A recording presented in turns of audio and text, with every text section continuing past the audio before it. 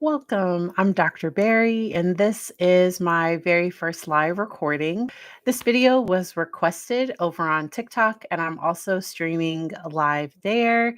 I'm really excited to get into how to find a therapist, and once you find a therapist, what to do if you're feeling stuck with that therapist.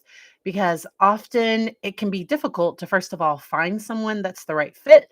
And then once you're working with someone, sometimes over time, you can start to feel stuck. And so, gonna hop right into that. First of all, with finding a therapist, there is a website that I linked down in the comments called mydestination.com. Desta with the A. My Destination on TikTok, she created this phenomenal resource. And what you do is you click that you're looking for a therapist, and there will be a list of resources that come up. And because sometimes it's important to you to find a therapist that has similar cultural background or maybe similar faith, or you might want to narrow it down. If you're um, looking for a therapist that works with people that specialize with adoption or with trauma, you're going to want to look at their online profile and their online information to see what they have available, because you can kind of get a feel from somebody from their profile or from their public social media. A lot of therapists are posting information online. They do have a professional presence online. Uh-oh. And so being able to take a look at those things can sometimes help narrow down who might be the right fit.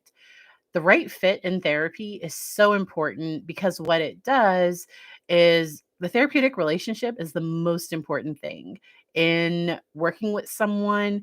Do you even connect with them? Do you want to talk with them? And typically, you can know that within the first 2 to 3 sessions. Often, that very first session, but the first session is just getting to know you and you kind of getting to know them a little bit.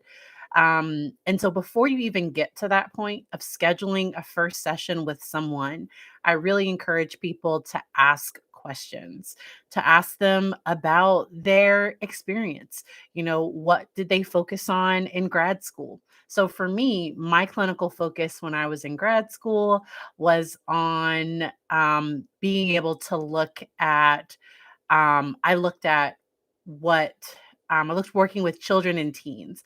And I got a question on TikTok. It's advice for recent college grads.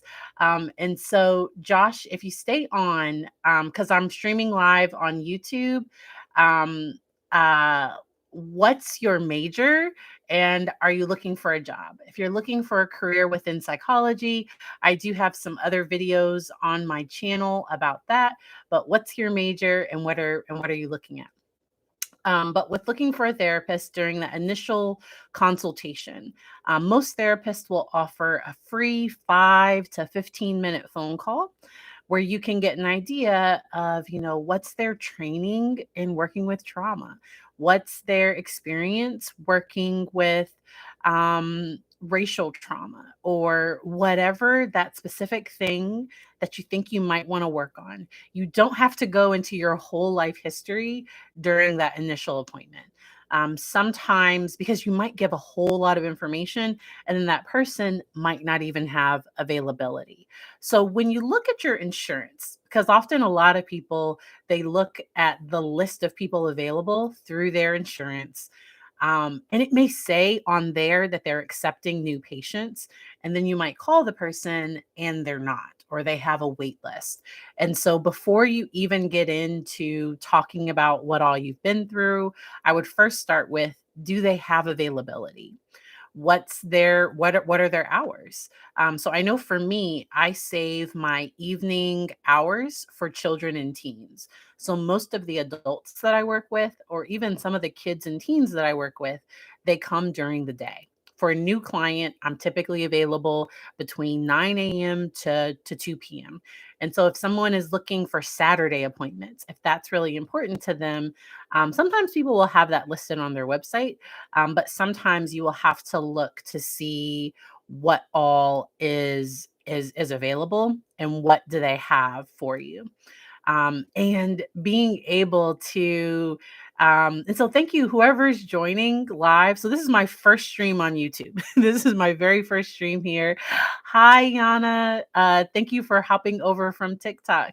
You're my very first person to ever join a live here on YouTube. I might start doing this a little bit more, going live here on YouTube, and then this content will be here to be able to watch it here. But with so once you have your questions and that resource that I mentioned earlier, there are a list of questions there because it's found a therapist, now what? And there are a ton of questions that you can ask. I also have a book, Turning Crisis into Clarity. Currently, it is $10 for the old cover through my website, or it's available on Amazon, paperback, or ebook. And with that, I have a whole chapter just on finding a therapist. And once you've found someone, and maybe you've been working with them for a while, but let's say you're mostly just processing and talking in session, and you want to work on skills to manage. Like you're leaving feeling like you're not really getting better, things aren't really changing, and you want to work on that. Being able to talk to your therapist and say, this isn't working. So, okay, right now I feel like I'm not getting much out of it. A lot of people get, hey, Nikki from TikTok, a lot of people question whether or not they should ask questions to their therapist, but this is your service. You are paying for it. You are there. Even if your insurance company is covering it 100%, or even if the person took you on pro bono for free, this is still your service. And you can definitely ask if you have certain questions. And anyone that's joining live, if you have questions, you can put them over in the chat over on YouTube. And I can answer some of those questions here. Once again, first YouTube live. I forgot my pat. It was a bunch of hoops to figure out how to make this work. Yes. So EC Low said, I love when clients ask me questions. Yes, we are here to support you. This is your service.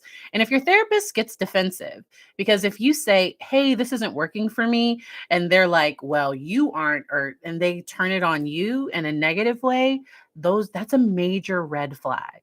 Huge red flag. And please, that's where you might start to look for somebody else if the person can't take feedback.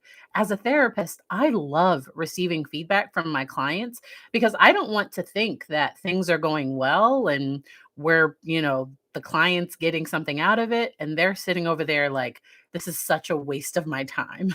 I don't want to waste your time. And so being able to give that feedback, and for a lot of people, that can be hard because maybe when you've given feedback to someone in the past, they haven't taken it well, or it hasn't worked out for you. So a lot of those things can come up and can get in the way when you're looking at asking questions.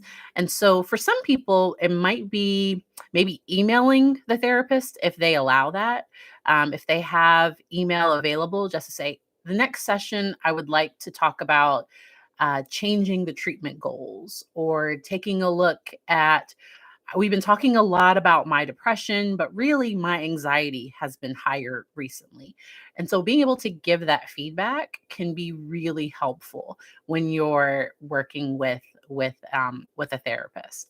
Um, because it's really common to get to a place where it's like, is this helpful? And sometimes it's not that things are stuck. It might be time to take a break. Maybe you've made some significant progress and you might not need services right now. And that's a conversation that you can have. For me personally, I often like to taper services. And what I mean by that is if we're meeting every week, we might go to every other week and then maybe once a month and then close out services. Because if you're meeting every week, that might be the thing that's causing you to feel stuck and like you don't really have that much going on. But those are conversations that you have with that therapist. And so I appreciate the person that asked for this video. And if you have any recommendations, because the content I create, I want to make sure that it's helpful and useful to the people that are viewing it. I do this just because I enjoy providing this education, and I enjoy putting these things out here. And so feel free to put a comment if you would like videos on particular topics. Some upcoming streams that I'll be doing. So someone asked for a video on co-parenting versus parallel parenting. I will have that coming up. And then also talking about some tips for people that have mood disorders. And so, because some people have depression, and then some people have general mood disorders where their mood can get dysregulated. Sometimes that can be a part of a larger, maybe there are some things from childhood, or there are some other things that can trigger mood, and so we will definitely talk about that. Super excited. Thank you all for everyone who joined. I will be answering questions back on TikTok and closing out the stream. I hope y'all have a good day.